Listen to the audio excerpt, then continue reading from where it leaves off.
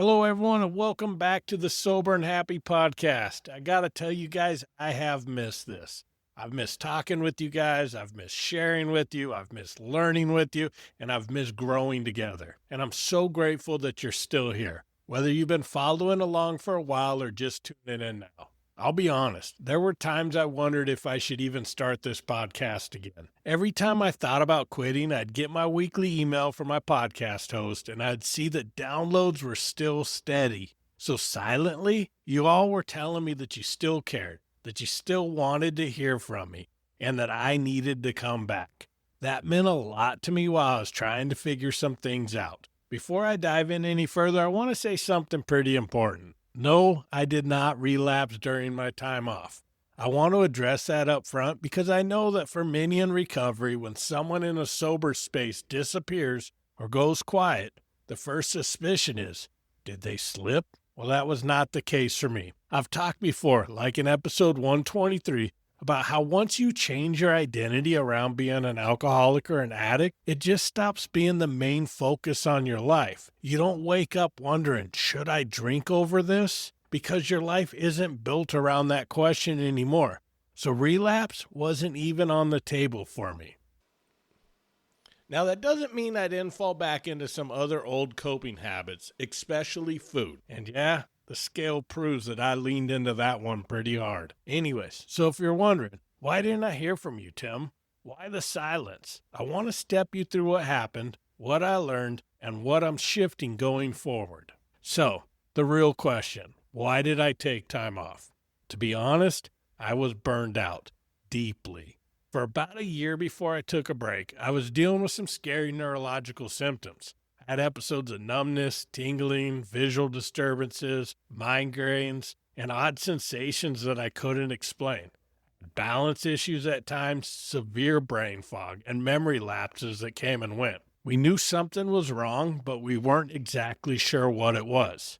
I went through a ton of tests. At first they thought it was MS. Then they thought I was having strokes.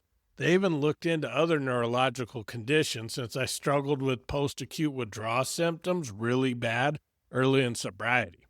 When all those tests came back negative for MS or any other type of brain damage, the conclusion was I was having severe stress. One doctor even said the stress levels in my body was similar to someone in a constant fight or flight state. Basically, my body was acting like I was in danger all the time. But we didn't know why I was so stressed, and mentally, I didn't feel any more stress than I had in the past. Yes, there was some major life events at that time that added to my stress level. There were some big changes at work, and I was now working with a new team under a new boss. And also at this time, I was called to serve on the grand jury, which in Arizona is a twice-a-week, 3-month commitment.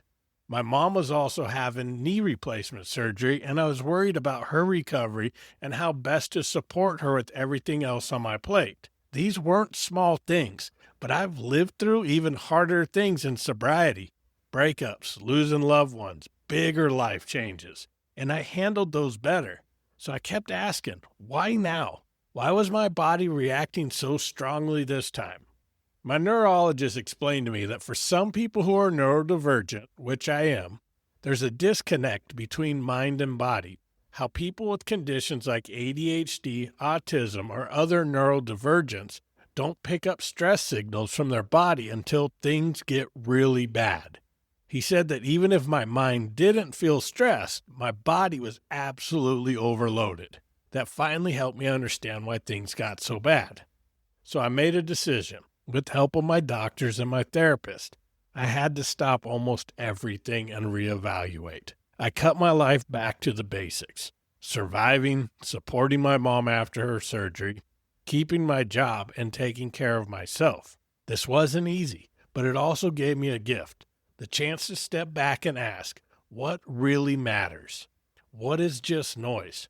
Why am I doing all these things? The podcast, social media, even my daily routines. Was it out of passion or just out of obligation and comparison? Only then did I realize that somewhere along the way, I lost touch with my own message. I've always preached about identity, authenticity, and listening to yourself, but I was making decisions solely based on what other people said worked. And to be fair, it did work. My social media grew, people reached out saying my content helped them, and that motivated me to push even harder. But I made the same mistake I did years ago when I was in AA. In AA, the saying goes, it works if you work it. And it did. I was stacking up sober days. But if you measured success on how I actually felt, not how it looked, it wasn't working. I was sober, but I wasn't happy. That was true again this time. From the outside, it looked like I was doing well. Inside, I was burning out. So this pause was humbling, but also clarifying. It reminded me that recovery isn't a one-size-fits-all formula. It takes rest, adjustments, and coming back over and over to your own inner compass. Once again, I realized I was measuring success by numbers instead of happiness. I mean, let's get real. If you're going to have a podcast called the Sober and Happy Podcast, being happy needs to be part of it. So here's what it's changing with the podcast and beyond. Number 1, less perfection.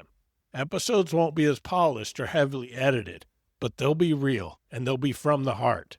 Number 2, more conversation with you. I'll still do the shorter solo episodes every Friday, but I also want to bring you in, your stories, your struggles, your wins. If you want to share or even try some live coaching, email me at tim@soberandhappy.com. Some of those chats may become bonus episodes. Number 3, less video, more writing. Videos take a ton of time and energy, and honestly, they're not what I enjoy the most. You'll see less video on my social media and more writing, blogs, newsletters, and posts. If you love reading, you'll like this change. Number 4, the Facebook group. If you were in the Facebook group, I am sorry for disappearing. That group became way too stressful between scammers trying to get in and then not being able to keep them all out, and then the constant negative feedback from people telling me everything I was doing wrong with running the group. It's still active, but I need to step away. So I'm looking for someone to take it over, rebrand it, and make it theirs. Now, I still believe in community. I just think we could create something more meaningful outside of Facebook. Number 5, a new community space. In the coming months, I'll announce a new, more intentional community, not tied to social media, a place where we could connect, share, and grow together. Now, here's what you could expect moving forward from me. Honesty over perfection. More writing, less flashy content. A mix of solo reflections and conversation-driven episodes. Listening to you, your pain, your truth, your wisdom. I don't want to keep picking topics out of the hat each week. I'd like to discuss the issues that you are struggling with. So please don't hesitate to reach out to me with ideas for future episodes. A recommitment to authenticity. Not what looks good, not what's trendy, but what works in real life. And finally, more integration and discussion of body and mind awareness and sobriety, since that is something that I recently learned is very important. Now, to wrap up, I want to leave you with a few takeaways for both you and me. Pause when your body tells you to. Recovery isn't about pushing through the pain. It's about listening to yourself. Authenticity matters more than method. What works for many may not be the best for you. Discard what doesn't serve you, integrate what does. And finally, recovery is a lifelong journey, and sometimes the hardest seasons in that journey are the ones that teach you towards your next level. If you're feeling stuck, overwhelmed, or just need to talk, I would love to hear from you. Email me at tim@soberandhappy.com. Maybe you'll end up on a future episode. Finally, I want to thank you for being here. Thank you for giving me grace. Thank you for being a part of a community where we could stumble, reflect, get up, and keep walking forward. Until next time, take care of your body, take care of your mind, take care of your spirit, and be kind to yourself. And most importantly, keep living sober and happy.